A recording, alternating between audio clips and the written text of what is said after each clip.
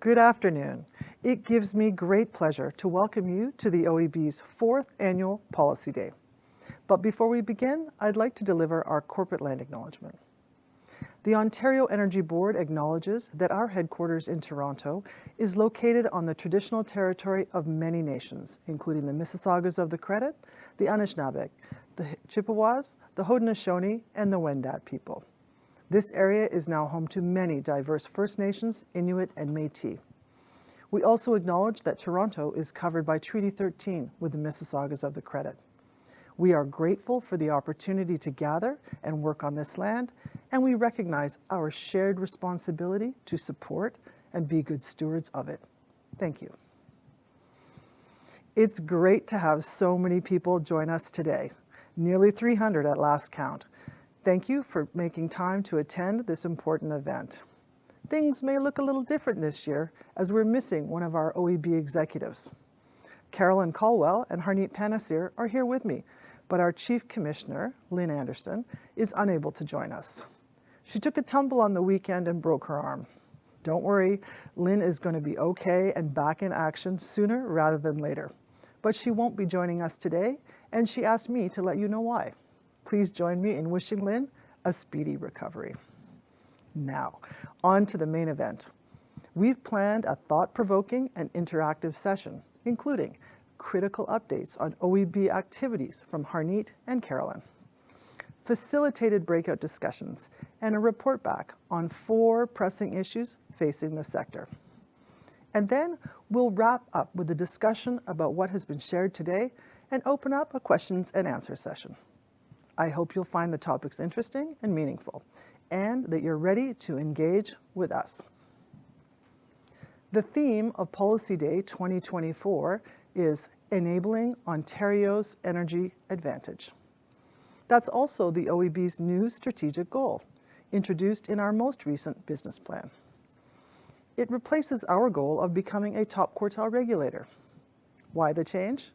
Well, the OEB's goal to become a top quartile regulator was created when our modernization journey began in 2020.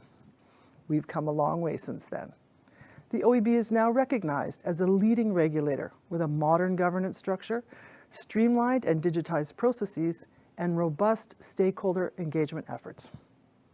Moving forward, enabling Ontario's energy advantage is our new outward-facing goal. It encompasses our focus on emerging issues in the sector and embracing the future. It's about leaning in on our strengths, such as creating clarity, fostering innovation, and providing thought leadership to support Ontario's economic growth, fueled by clean, reliable, and affordable energy. We're doing that in numerous ways across our organization. There's our report back on system expansion for housing developments, which is currently with Minister Lecce for consideration, and which I hope to release publicly in the very near future. Our non-wires solutions guidelines, published in March, which marked a major milestone in providing DER clarity to the sector. And I'd be remiss if I didn't mention our Innovation Sandbox, which is providing funding and regulatory guidance to 6 deserving projects over the next 2 years. These are projects that specifically engage and inform low-income, rural, remote communities, and Indigenous nations. Our efforts over the past 6 months are thoroughly described in my open letter to the sector, which went out last week. And next week, our Chief Commissioner will issue her own mid-year update on the OEB's adjudicative processes. Again, these are just a few of our current major initiatives. Since it was introduced in 2021, Policy Day has purposefully been interactive. We share our efforts and plans with you, and you bring your perspectives, ideas, and challenges to us. It's a two-way street. For example, Policy Day participants last year highlighted some of the challenges to improving EV charging accessibility. We took those learnings to heart and used them to draft amendments to the Distribution System Code and Electric Vehicle Charging Connections Procedure. Participants in both Policy Day and our Framework for Energy Innovation consultation also advised that a benefit cost analysis framework should be developed in phases with economic impacts defined first and then other social impacts to follow. We took that advice and published Phase 1 of our benefit cost analysis framework this past spring, and Phase 2 is now underway. So, when we say we're listening to you and we value your advice and input, we mean it. We're going to cover a lot of ground in the next 2.5 hours, but it's also just the tip of the iceberg. We'll take your feedback, your suggestions, your ideas, and determine how we can incorporate those into the work that we are doing. Along with the letter of direction we expect to receive from the Minister of Energy and Electrification this fall, our learnings from Policy Day are a major input for our annual business plan. So again, thank you for being here, for being present, and for your contributions to enabling Ontario's energy advantage. Now, before Harneet provides the Chief Operating Officer's update, I'd like to take a moment to recognize a member of our Executive Leadership Committee, despite the fact she's not with us today. Lynn Anderson will be retiring next spring after more than 30 years in the energy sector, 14 years at the OEB, including 4 as Chief Commissioner. She's been a tremendous asset to the sector as a whole, to the OEB, and to me personally. Under Lynn's stewardship, we have evolved and enhanced so many of the OEB's adjudicative processes and created the first ever adjudicative dashboard, among many other initiatives. True to character, Lynn has been considerate in giving us plenty of time to prepare for her departure, and a transparent recruitment process to find the OEB's next Chief Commissioner will soon unfold. Who knows? Maybe the next Chief Commissioner is somewhere in our audience today. For now, let me simply recognize Lynn for her efforts in the role. She will be leaving the OEB stronger than when she began her tenure in 2020, and we thank her for that. Now, let's hear from the OEB's Chief Operating Officer. Harneet, over to you.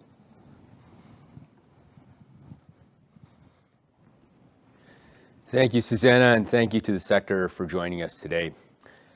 The input we received from Policy Day is so important, and I wanted to begin by mentioning our Policy Day timeline that was provided as part of the pre-read material for today. It really helps to illustrate some of the feedback and input we've received over the years and how we've been able to fold it into our business planning and the work program that we've got. There's a few examples that I wanted to cite that came to mind. The first one was our annual amendment consultations to our reporting and record-keeping requirements, also known as RRRs. We needed to make sure that we are right-sizing the burden that gets posed to the sector when we're trying to monitor, but try to make sure that we collect the right data from the sector. Also wanted to highlight the guidance document that was produced to deal with power quality issues in the sector. We took the feedback from Policy Day into the working group to be able to address the issue at a much higher level than originally anticipated. The last one, which is something that we'll talk about again today, is our adjudicative policy review.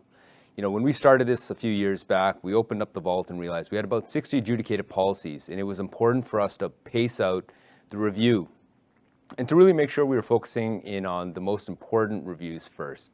In fact, the cost of capital review that's happening now was originally anticipated to take place the coming year, and we accelerated it based on the feedback we received through through the Policy Day feedback.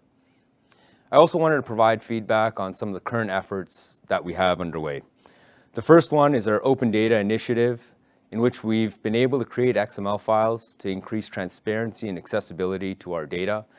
We've also built dashboards to be able to help folks gain insights from the data that we're producing.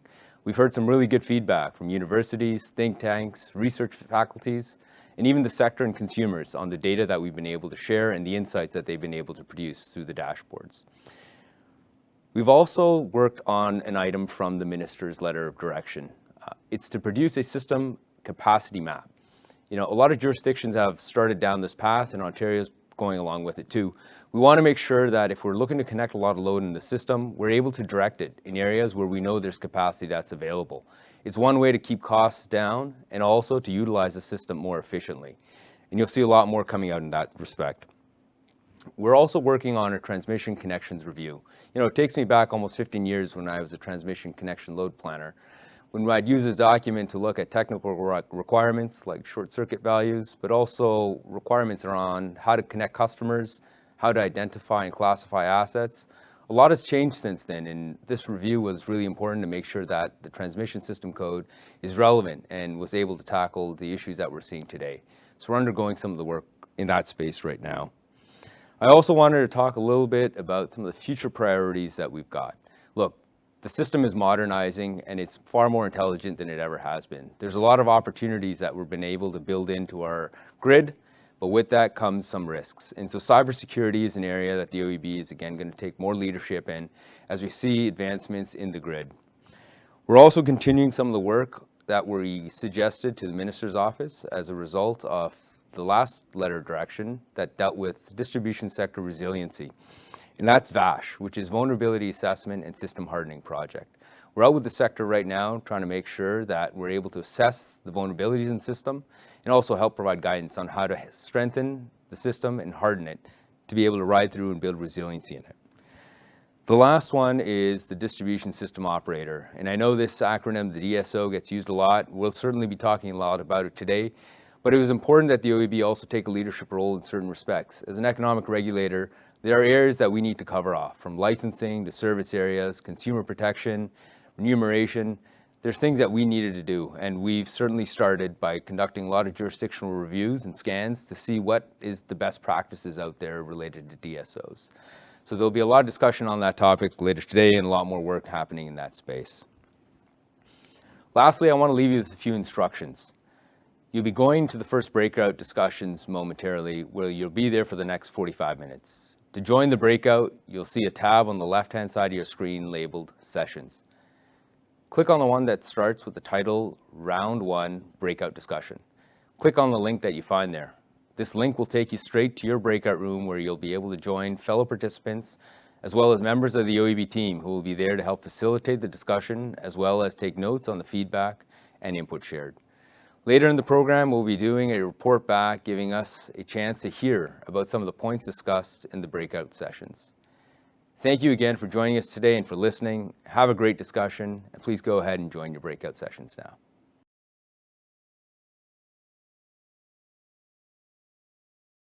Welcome back from your break and from the first breakout session. Thank you so much for being here today.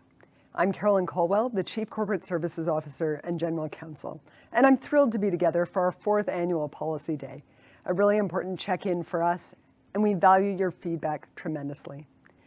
We undertake our work with an understanding and awareness that the sector expects that the OEB is well-resourced and efficient. So let me start by talking about our budget. We're always mindful of our funding accountability to you and to the ratepayers as we develop and execute our business plan.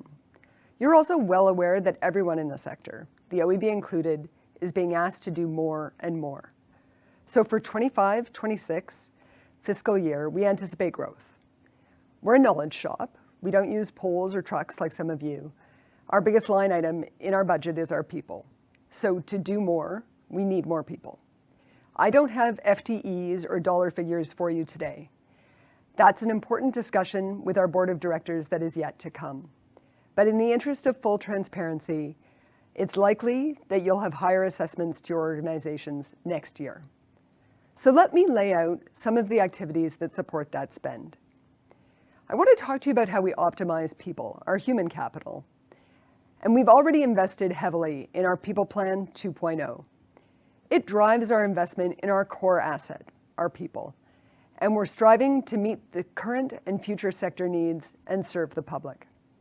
We're doing that through new competency models, making sure we have the right people in the right place at the right time, through ongoing commitment to capacity building through training and development, and by providing new tools to ensure we're working efficiently. You know we have a breakout room focused on engaging youth. That's really about building our talent pipeline, and that benefits the OEB and all of your organizations as well. The OEB also talks a lot about diversity, equity, and inclusion as a differentiator. It makes the OEB stronger, and I would argue it makes the sector stronger. I look forward to hearing about what comes out from the breakout room conversations about how the OEB and you, together with us, can involve young people and establish a talent pipeline for today and tomorrow. And I mentioned new tools, so now I want to focus on technology and our Boost program. It's a multi-year initiative designed to update the OEB's information management system and incorporate AI-driven document search capabilities. Again, that's not just for us. You'll benefit from it as well. Ultimately, this will replace our RDS system. We're currently completing phase 1 with the rollout of OEB iSearch, a more efficient and effective search tool for leveraging the wealth of information in our case files. For instance, if you want to know what evidence has been filed about EV uptake since, say, 2018, this tool can find it. Or want to know every OEB decision that references DERs, this tool will be able to pull it up. In the testing phase of the iSearch tool, we're asking some of you to help us out. So thank you so much to those of you who are willing to do that for us. And watch, all of you, please, for more information to be shared soon about this new tool. Let me also mention phase 2 of the Boost program. It involves replacing our adjudicative case management system, our license registry, reporting and analytics systems with a leading modern platform. It will enhance process efficiency, secure information in files more effectively, and simplify reporting. More to come on these tools. So you might wonder if the OEB is really serious about using the feedback provided at Policy Day to inform our work. I want to nod to 2 areas where you've had a specific impact on our work, and then I'll wrap up by pointing to new work that's yet to come. First, our work on dynamic pricing options for non-RPP Class B electricity consumers is informed directly by stakeholder feedback first provided at Policy Day 2021. We recently presented 2 alternative opt-in price plans and had a stakeholder consultation that involved 122 people in September. We will be finalizing our design report and submit it to the minister this winter. And our electric vehicle initiative, a major focus and priority for the OEB and one you've contributed to substantially. That includes our EV charging rate for low utilization EV chargers. It was announced by the government on May 1st, 2024, and it's expected to be available to EV charging stations starting January 1, 2026. And our EV charging connections procedure also provides standardized and streamlined process. Again, you contributed substantially to that work. So let me last look ahead. Utility remuneration and performance incentive mechanisms is a topic that we know is top of mind in the sector and that many of you are looking to the OEB to provide clarity and guidance. There is a breakout session to discuss this. In the coming fiscal year, we'll advance our rate-setting frameworks, and we're considering what changes may be needed to ensure timely investments are being made to support the right outcomes for consumers. We're thinking through targeted reviews of different components, as well as broader consideration of how we can strengthen the link between what utilities earn and the achievement of outcomes valued by consumers. We submitted a jurisdictional scan to the Minister of Energy and Electrification at the end of September, and we look forward to talking to you about the report in November. Watch for a stakeholder invitation. For those of you participating in the breakout discussion on a rate-setting framework for the future today, your input will inform and help advance the solutions that we look to develop and put forward. So tell us what you think. Is it enough to iterate our current frameworks? Does the world today need a more fundamental rethink? While ensuring stability in any transition period, of course. We're eager to hear from you. So it's time to turn the floor back to you for round 2 of the breakout discussions. To join your breakout room, you'll see a tab on the left side of your screen labeled Sessions. Click on the one that starts with the title Round 2 Breakout Discussion. Click on the link you find there, and this link will take you straight to your breakout room where you'll be joined by your fellow participants, as well as a few members of the OEB team who will be there to help facilitate the discussion and take notes on the feedback. Later in our program, we'll be doing a report back, giving us all a chance to hear about some of the points discussed in these breakout sessions. I'm particularly looking forward to that. Thank you again for joining us today. Have a great discussion, and you'll be off to your breakout room shortly.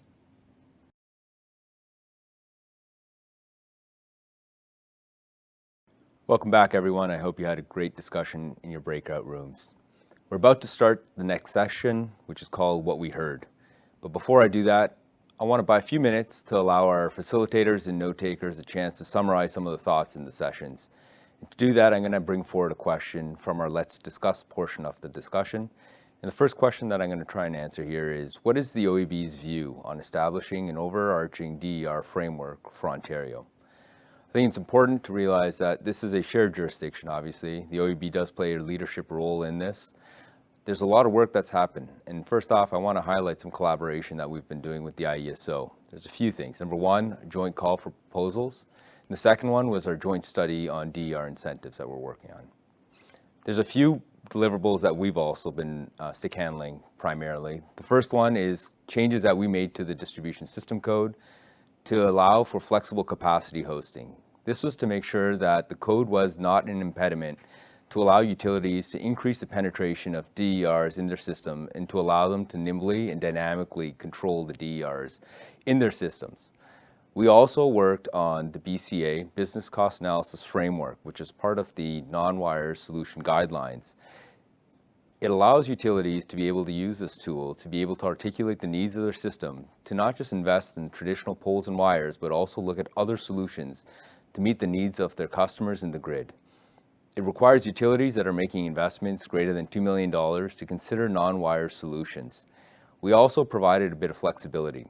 There's a pre-screening and pre-assessment that utilities could use to assess whether more detailed BCA application needed to be undertaken. We also conducted extensive work in our DER connections review. Our working group has been something that's been ongoing for a number of years now, but the scope has been evolving and unfolding as DERs are shifting and changing in their implementation in the province. We've also folded in the review of EV connections within the DER scope, just because we saw the need for standardization of both the connections of DERs and EVs into our system. I'm going to transition now and move into what we heard, and I'm going to call on a lot of the note takers and facilitators to help provide a report back to us. Before I do that, I want to remind everyone that a complete summary of what we heard in Policy Day will be shared with all of you. There's two ways. Number one, we'll be posting it in our engagement platform, Engage With Us. And secondly, a report will be emailed directly to all participants of Policy Day. Now I'm going to be calling up members from the OEB staff who are in each one of the breakout rooms to be coming on camera to provide a 1 or 2 minute summary of some of the key points that they heard in their sessions.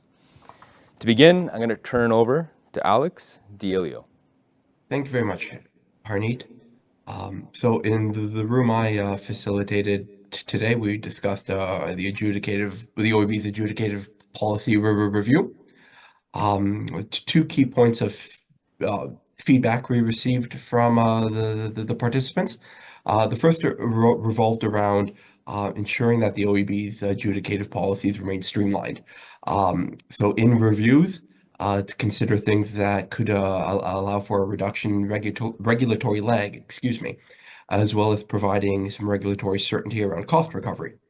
An item that also came up relating to the filing guidelines that the regulated entities use as a guide or as a policy in making their applications, in ensuring that there's a linkage between what is required to be filed as well as an understanding of how will be used as part of adjudicative decision making. The second area that we received feedback on relates to the energy transition, and that in the OEB's review of our existing adjudicative policies, consideration and incorporation of topics relating to the energy transition, as well as overall network expansion, integrated resource planning, and climate resiliency, to ensure that those are considered. And finally, in addition, that the embedding of the energy transition in our overall policy structure is done as soon as possible, as this is an area that the industry is very keen on seeing some updates on. I think that's all I had, Harneet. Back to you. Okay, great. Thanks, Alex. Agree, definitely right-sizing the filing requirements and setting expectations is an important role. I'm going to now turn over to Veronica Escobar Olivio to report back from her room. Veronica? Thank you, Harneet. We had a really interesting discussion about how to engage youth, get them involved and excited about the energy transition, and to potentially start a career in the energy sector. I think one of the key highlights from the discussion was engaging youth early at the college, apprenticeship, university, and there was a particular emphasis on engaging them at the high school level. In career planning, youth start early and are often unaware of what the energy sector really is and what's available to them. So when we start reaching out to them via career showcases, student groups, organizations that help empower underrepresented groups, and by creating partnerships with schools and Indigenous communities, we make visible the numerous career paths that are available to youth and signal that there isn't just one way to work in energy. We also get to talk to youth about what they care about, their future, and engage them in the decision-making processes. Okay, thanks, Veronica. Early engagement partnership is important. I'm going to turn now to James Smith to report back from his session. Thank you, Harneet. So for the breakout room on strategic investments in grid modernization and DSO functionalities, after some initial technical difficulties, which I want to extend my appreciation for everyone's patience for, we had some great discussion and very engaging discussion. So some key takeaways and points of note on the issue of grid modernization investments and how it should be funded. Several participants did make a case for ratepayer funding, as well as potential for provincial funding to support the utilities as they complete this transition to a new business model, particularly to meet the timelines we aspire to for grid modernization. Regarding the role of utilities in enabling DERs to serve local system needs, as well as participating in bulk markets, the participants had broad acknowledgement that this sector is evolving, and that therefore the role of the utility needs to evolve to keep pace of this change. And then on the final point, we had a lot of engagement on around discussion for factors to be considered by the OEB when evaluating future utility models, including DSOs. A common theme we heard throughout this discussion was that prior to consideration of factors, it might be more prudent to put focus on considering the right incentives and remuneration frameworks to support utility or LDC engagement with DERs. Okay, great. Thanks for the report back, James. Next, I'll turn over to John Lau. Thank you. Hi, everyone. My room's discussion was on grid modernization and DSOs. In our session, we discussed that the beneficiaries of grid modernization investments should be the ones who pay for these investments in a proportional manner. However, there also needs to be a consideration of the broader benefits of grid modernization outside of the distribution system, and all market participants who benefit from grid modernization should help fund these investments. In terms of the role of utilities in enabling DERs, the role of utilities should be specific to their service territory because consumers in different localities have different DER needs. We also discussed that there is a wide range of DERs and not all of them are suitable for participating in all markets. Therefore, there's a need to match the value provided by the DER with specific market opportunities. And finally, our discussion also covered additional areas for the OEB's consideration. We discussed that value for money should be prioritized when evaluating different business models as well as investments by LDCs. We also heard about the need for greater support in scaling up projects beyond the pilot stage. We heard that many projects were successful in the pilot stage, but tend not to mature to maturity. Lastly, we discussed that rather than focusing on one DSO model for all of Ontario, LDCs should be provided with flexibility in how they pursue their own DSO capabilities based on their local factors. Thank you. Okay, thanks, John. Sounds like John and James, you both had some commonalities around who pays, who benefits, cost responsibilities, and the various modes in which DERs can be used and the size and scaling of the projects. So interesting feedback. Next, I'm going to turn it over to Andrew Petrovich. Thank you, Harneet. I was in the room that discussed the rate-setting framework for the future. I would like to highlight three things. It was a very rich discussion. It seems like it ended too soon, but I'll highlight three things from the discussion that we heard. One is around clarity, two is around integration, and three is around alignment. clarity, integration, and alignment. On the first, it is seen that the objectives for Ontario's future rate-setting framework might be too general. They ought to be clearer. They ought to be related to outcomes, not just activities. Clearer problem statements would help, it was said. There was some questioning around whether the objective should speak at all to incentivizing, or should speak to incentivizing the right outcomes instead of to facilitating investments and supporting utilities. In this context of clarity, it was said that the OEB might benefit from reflecting on what it has learned from 12 or so years of experience with the existing renewed regulatory framework. What elements have outlived their usefulness? We want to make sure that we are not advancing the wrong things, and we want to make sure that we are addressing the right gaps. On the second point, integration, there is a recognition of the integrated nature of the various aspects of the OEB's rate-setting activities. There was some discussion around whether the OEB's planned efforts at incremental changes are in keeping with the bigger integrated picture, whether they do enough to improving the whole. Finally, around alignment, it was recognized that there's a new context for rate-setting frameworks, that is, the energy transition. It was said that the OEB should make sure that the reforms to the rate-setting framework appropriately relate to and directly address the energy transition. The reforms that the OEB undertakes ought to be seen through that lens. The risk is that reforms that don't have regard to the lens of the energy transition might be overly generic and miss a good portion of the point. Thank you, Harneet. All right, thank you, Andrew. So clarity, integration, alignment, the key themes out of your session. Tina Zhu, I'll turn to you for key takeaways from your session. Thanks, Harneet. Hello, everyone. We had some meaningful discussions on the rate-setting framework. The overall impression from the room is that there is a need for flexibility in the framework, especially during the time Ontario is going through energy transition. I have two highlights to share. First, given the rapid changes and uncertainties in the sector, people are thinking that the objectives OEB is setting out in the rate-setting framework review should be broad enough and kept at the higher level, so it allows for flexibility and innovations to happen as OEB is carrying out the practices down the road.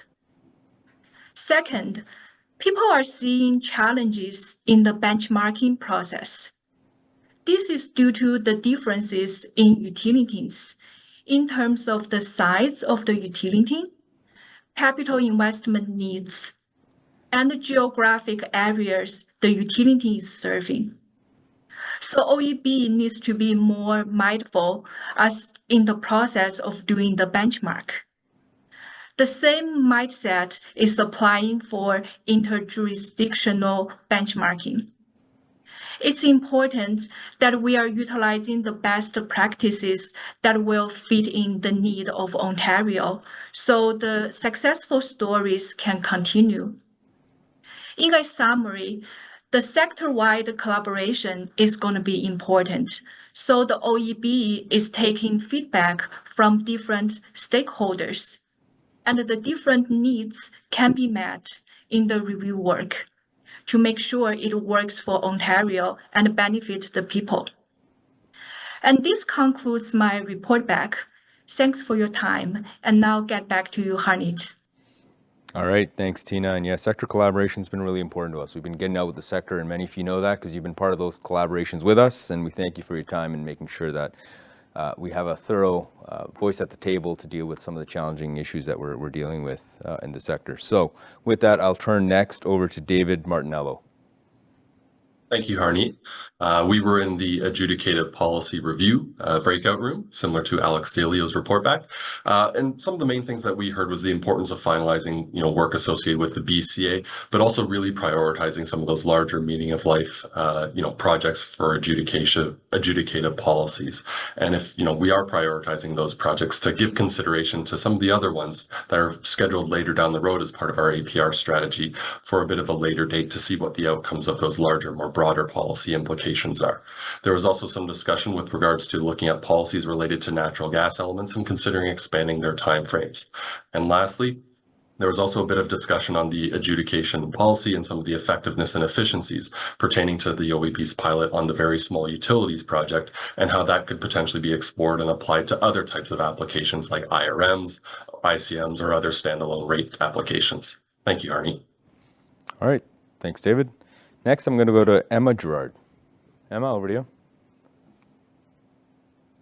Thanks, Harneet. Our group was quite active in the youth engagement breakout room, and we talked about the energy partners asking the OEB to be clear about whether this is a priority or not for the sector. There is a large gap that needs to be filled from both attrition and growth within the sector, and they're looking for us to lead by creating a focus for youth in considering energy organizations as a viable career path. And that would include everything in the job seeking process from high school right through to graduate programs and research. That brings us to point number 2, which would be supporting the sector in creating clear pathways for youth in co-ops and junior staff positions, but as well as opportunities for non-energy specific students to participate. This might be particularly helpful for social science students who might be able to do research in areas such as the socioeconomic impacts of the energy sector on the environment. And finally, a key element for our organizations was to have the funding available to make these items a priority in their budgets. And that would be funding the marketing, outreach, and training of the next generation of these energy workers, both in the trades, research, policy, and support avenues. And utilities feel that they need to be allowed to use rates to support this funding within their operating budgets, and therefore are asking the OEB to keep this in mind during adjudication hearings. Okay, great. Thanks, Emma, for the report back. Next, I'm going to go to Nicolette Charles. Thanks, Harneet. So I had the opportunity to facilitate 2 rooms discussing a rate-setting framework for the future. And in those rooms, we talked about the definition of customer value. While it is hard to define, it's incredibly important to define. Otherwise, measurement and tracking towards goals can be very challenging. We talked about the pace of electrification, demand versus energy growth, and not just energy transition growth, but housing growth and population increase as well. Similar to Andrew's group, we talked about the interrelated nature of the initiatives to evolve the rate-setting framework, while each one impacts the renewed regulatory framework, and all of the parts of the framework are interrelated as well. You can't just adjust one without affecting another. We received multiple comments for the need to look at the entire framework through a larger scope, review the RRF and the fundamentals of it. However, we also heard that any larger review of the entire framework needs to recognize that utilities spend years preparing for rate applications, and any revolutionary change requires long lead times. We heard about the challenges regarding the ability to expand distribution assets proactively to enable connections customers want. And there was a general theme of the disconnect between past trends and future trends. So past historical trends may not apply to the future and may not address the need for future investment to build our province. Back to you, Harneet. Thanks, Nicola. All right, next I'm going to call on Marley Augustine. Thanks, Harneet. So like Nicola, I facilitated 2 discussions for a rate-setting framework for the future around the objectives that have been listed out so far for advancing performance-based rate regulation. Participants highlighted 2 things that needed to be included. One is around predictability, the predictability of process for utilities as they file applications, and also a consideration of the uncertainty that utilities are facing, especially if they're trying to make investments for an uncertain or unknown customer base. As was mentioned in some of the other discussions, there was also a question as to who is to pay for a lot of these investments, especially relating to grid modernization. And in one group, they mentioned potentially drawing upon the tax base to support financing some of these upgrades. Around the 4 planned initiatives that were listed out as part of the evolution of the rate-setting framework, participants noted a big focus on cost effectiveness, but highlighted that there is a trade-off between possibly new outcomes that the OEB is looking to advance through performance-based rate regulation and in cutting costs. Some participants also wanted to highlight that the incremental and advanced capital modules may need to be reviewed to cover the investments needed for grid modernization efforts, especially if utilities have to act quickly. On what additional areas may need to be reviewed for the rate-setting framework, one issue that both groups highlighted was how exactly the OEB thinks about customer and community feedback and engagement. In one of the sessions, participants discussed the need really to increase engagement from Indigenous people and First Nations representatives, both in the intervenor process and earlier on. Those are just some of the key takeaways. There was a lot discussed in both groups, but back to you, Harneet. All right, thanks for the highlights, Marley. Okay, next we're going to go to Sally Rabi. Thank you, Harneet. We had a very interesting discussion in the room on strategic investments in grid modernization and DSO functionalities. I think one of the main or overarching takeaways was that we first need to define what grid modernization is, because it would mean different things to different people and different actors involved. And then once this is defined, it becomes easier to determine the roles and responsibilities, and then understand questions like funding mechanisms and who bears costs and benefits of these investments. The second point, so assuming that we define grid modernization, who bears the cost, there wasn't really an agreement in the room. If I can summarize the different directions or the different options that were provided, one of them was government support, especially in the case if these investments are mandated by the government, if we have a tight framework, and if we're pursuing these investments for climate-related purposes, for example, so they need to happen quickly and they need to happen at a massive scale. And an important point that was raised in this regard is that if it's government mandated, then we need to take into account as well fairness in investments between the North or Northwestern Ontario and similar to Southern Ontario.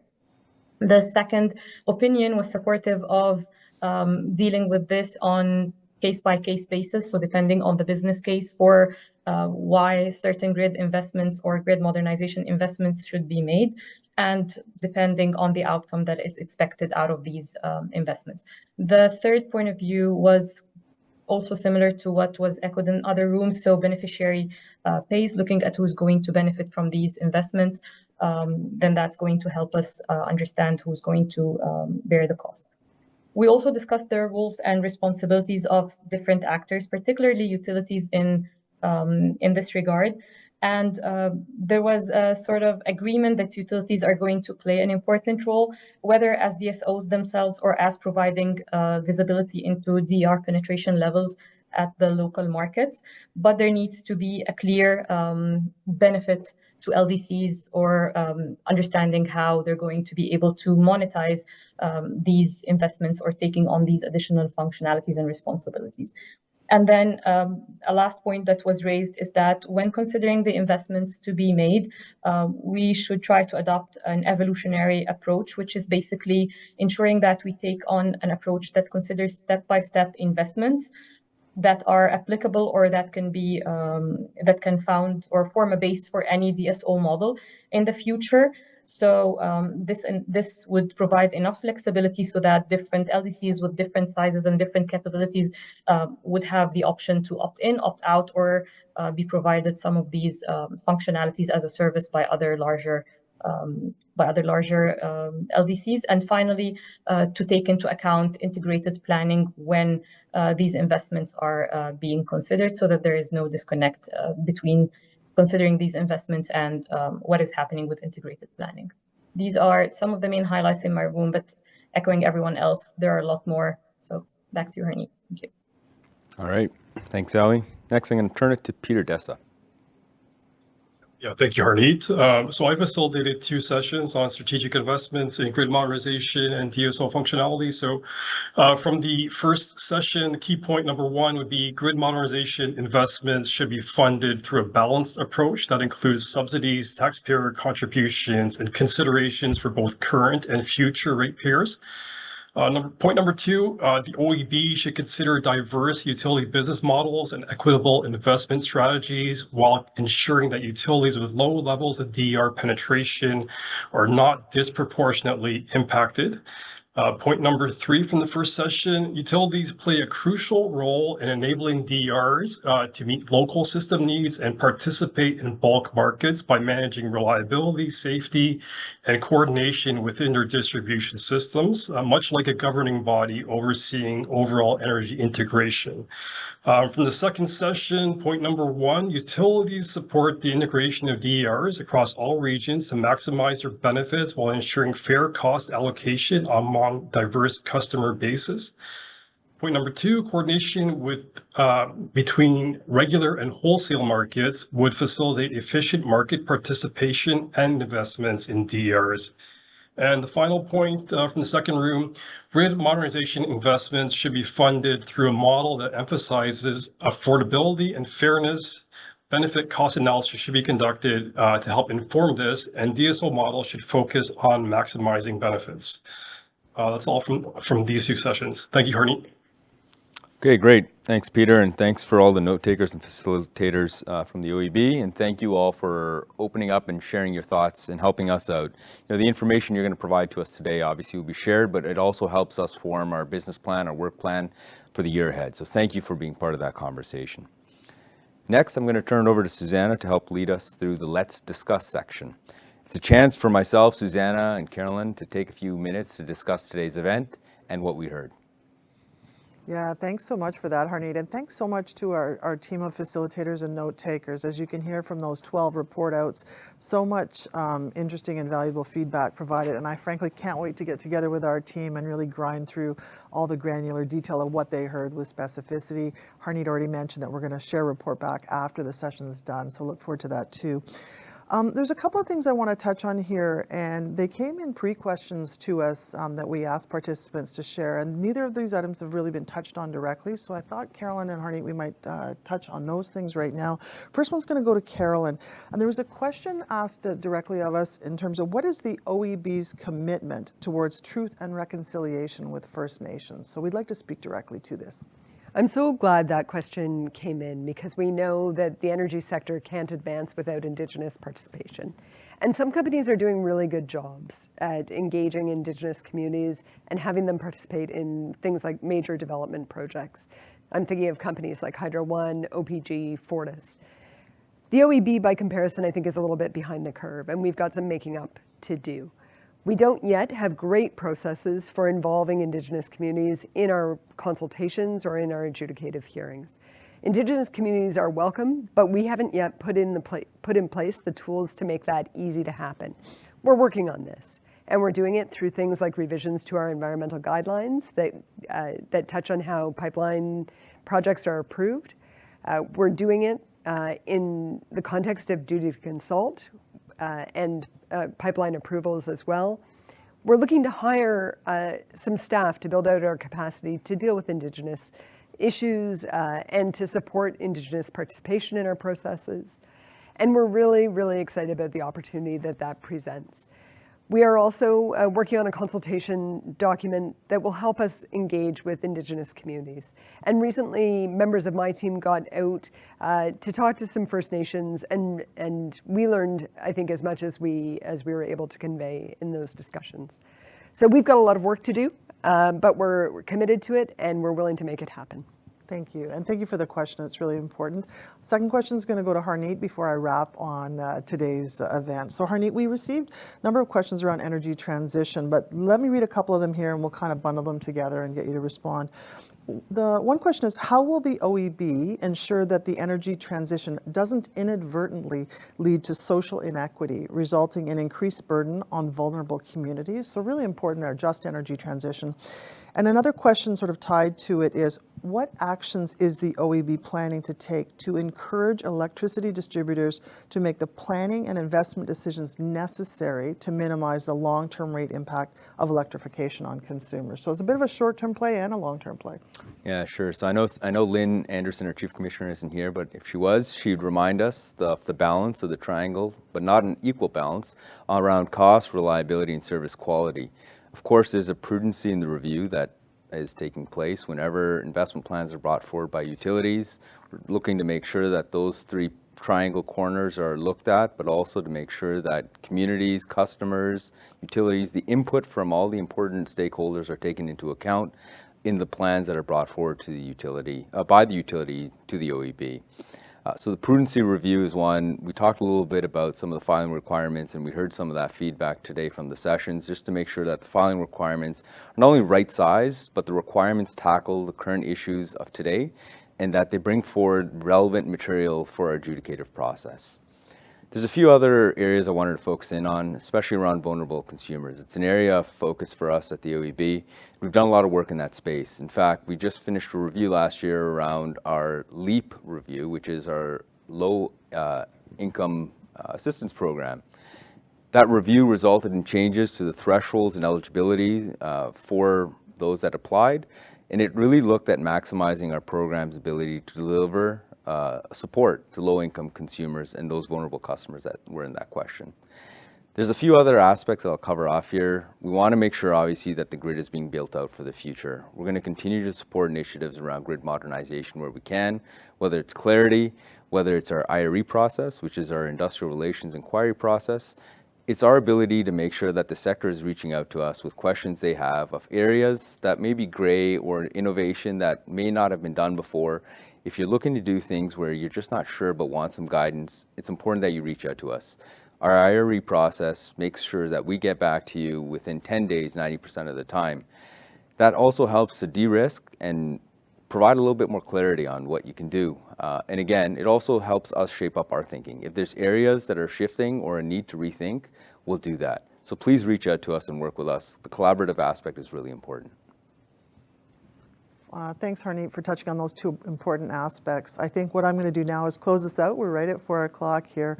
And I'll go with my final remarks to thank everybody for joining us here today. You know, I started by asking participants to participate in a two-way street with us, to come prepared to engage and do the things you need to do, and you absolutely did that. So it's been a great afternoon. We're looking forward to reviewing the breakout notes and providing the report back to you, as I mentioned. Over the past 2.5 hours, I couldn't have asked for more, I don't think, from you, our participants, or the facilitators in terms of the information you've given us. Thank you for being here and providing input to make sure that we're focused on the right priorities, what matters to you. We will ask that you complete the survey. There's a link in the chat, and you'll also receive it by email tomorrow. It's really important for us to continue to evolve Policy Day based on your feedback. I'm sorry Lynn Anderson couldn't be here with us today, but I'd like to thank Harneet and Carolyn and all of the OEB staff who made today possible. Thank you so much. Let's build on this momentum and tackle challenges together. And many of you have heard me say that as a regulator, we should exist to protect consumers from risk, but not from progress. And for me, today's event is another example of that commitment. So thank you for joining us. We look forward to the hard work which lies ahead for all of us.